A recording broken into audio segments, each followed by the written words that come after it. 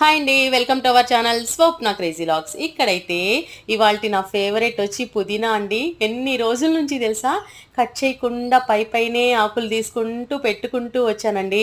But కాకపోతే ఇవాళ cut చేయకపోతే ఆకులంతా పైన ముదిరిపోయి మళ్ళీ గ్రోత్ అనేది స్టాప్ అయిపోతుందండి. అందుకోసమని నేను ఈసారి అయితే మంచిగా పచ్చడి చేసుకుందాము అని చెప్పి కట్ చేసేసుకుంటున్నానండి. ఎప్పుడైనా సరే నేను రసంలో కానీ, ఫ్రైడ్ రైస్‌లో కానీ, బిర్యానీలో కానీ పుదీనా వాడతానండి.